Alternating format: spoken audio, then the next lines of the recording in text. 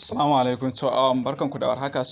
Kamar da kuka sani dai mining da muke a cikin Satoshi app sun ba da dama za a fara withdraw yau, 13 ga watan April. So yadda abun yake shine zamu nuna mutane yau.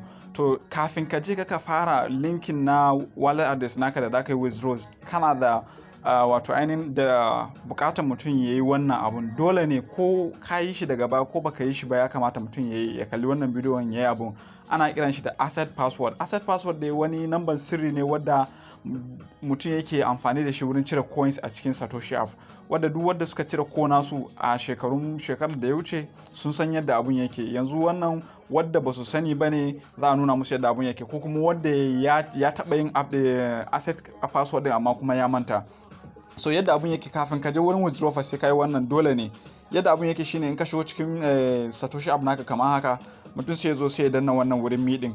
Yana dannawa zai bude masa page kamar haka. Mutum ya tabbatar da yayi updating wannan app din na shi wannan Satoshi app din.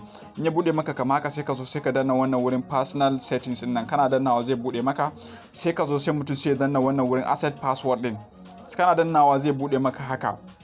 So abinda za ka yi a nan wurin, in ya nuna maka wannan page yana nuna cewa dama baka taba setting din abun, baka taba sawa ba. To abinda za ka yi a nan, sai ka saka nan wannan login password naka za ka saka.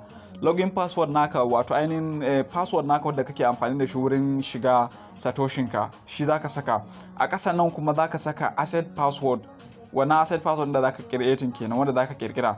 Nan kuma sai ka ƙara maimaita shi. Bayan ka kirkire shi nan sai ka ƙara maimaitawa. Sai da abin da nake son mutane su sani shine kar ka saka asset password din ya zo daidai da password naka, ba za su karba ba. Ya zanto login password naka ya zo daidai da asset password naka, in ka saka ba za su karba ba. Ka bambanta su. Shi kuma wannan asset password din yadda ake yin shi shine, ana son abu akalla nambobi guda 6. Zaka iya saka nambobi guda 6, zaka iya hadawa da suna da number duk wanda kake so. Zaka iya kaman 1 2 to 6 1 2 3 zuwa 6. Zaka iya sakawa mazannin asset password naka. In ka saka shi anan sai ka zo ka ƙara maimaitawa. Bayan ka saka wato ainihin login password naka a sama kenan, sai ka zo sai kai confirm. Kana yin confirm zai nuna maka cewa ya riga da yayi, sai ya nuna maka option na close, sai kai close. Shikenan ka gama. Abin da ya saura maka shine ka je ka yi withdraw na coins naka zuwa Metamask. Yawa ga wadda kuma su kuma dama asali suna da abun, sun yi wancan na Satoshi, suna da wannan asset password din. In ka shigo wannan option din, in ka shigo nan wurin wannan asset password din, ba zai nuna maka page irin wannan ba. Wannan ga wadda ba su yi bane zai nuna musu. Kai in ka shigo zai nuna maka page kamar haka ne. In ya nuna maka page kamar haka, to yana nufin cewa dama ka taba yin abun a baya. Yawa, so in ka taba yi kuma ya zamto ka manta, yadda za ka yi shine sai ka zo sai ka danna wannan wurin forget password din. In kuma ya zamto baka manta ba, ko kuma kana son zaka canja shi ne, abinda za ka yi shine sai ka zo sai ka saka wannan asalin tsohon asset password naka da kake amfani da shi. In ka saka shi anan, sai ka zo sai ka saka sabon wanda kake so za ka yi amfani da shi. Sai ka zo ka ƙara maimaita wannan sabon da ka saka anan din, sai ka yi confirm. Ina fata mutane sun fahimta. Na ce in har ya zamto kai sabo ne baka taba yi ba, zai nuna maka haka ne. Zai nuna maka cewa ka saka login password naka kuma ka yi creating asset password. In kuma ka taba yi, ga abin da zai nuna maka cewa dama ka riga da ka taba yi. Yawa, in kuma to dama ba wai canja kake so ba, ka manta ne, kana son zaka forgetting nashi, to abinda zaka yi sai ka zo ka danna wannan forget asset password. Kana danna forget asset password, zai tambaye ka a nan wurin. So abin da yake so a nan wurin shine yana fara maka cewa fa in har ka canja wannan password naka fa, ba za su baka daman kai withdraw din coins in ba sai bayan 24 hours. Ina fata mutane sun fahimta.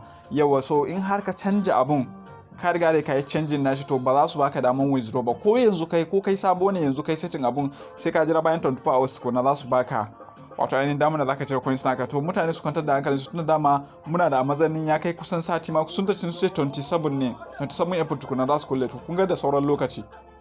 So in mutum yayi canjin abun, ka danna wannan reset din nan, kana danna reset zai baka dama, zai ce maka to abinda zaka yi shine ka saka login password naka, kaman ka zo sabo kenan. Ka saka login password naka kuma ka yi creating sabon da kake so. Kana creating sai ka yi confirm.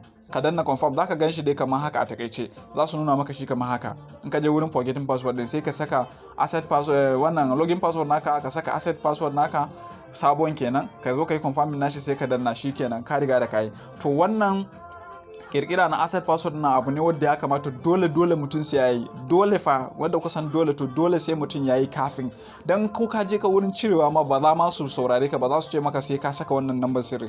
To da haka shi sa na zabi in fara yi wa mutane bidiyon yadda mutum zai setting wannan abun, saboda kar ka je wurin ka dai ka ringa fuskantar matsala. Bidiyon mu na gaba kuma za mu nuna mutane yadda verification din abun yake. A kwantar da hankali, suna buƙatar bidiyo, wani za su buƙaci bidiyo, wani kuma ba za su buƙata ba. To da haka za mu nuna mutane yadda abun yake, ka yi shi a tsanake ba tare da kai mistake ba. In mutum sabon zuwa ne wannan channel namu, da Allah ya danna mana subscribe, sannan ya danna kararrawa saboda samun wannan bidiyon da zamu yi na verification din nan, video verification din. Sannan kuma da Allah mana sharing bidiyon ya isa wuraren sauran jama'a wanda ba sa channel namu da kuma wanda ba sa YouTube gaba daya, a isar musu saboda su ma su amfana. Sannan kuma kar a manta a mana likes na bidiyon mu. Nagode.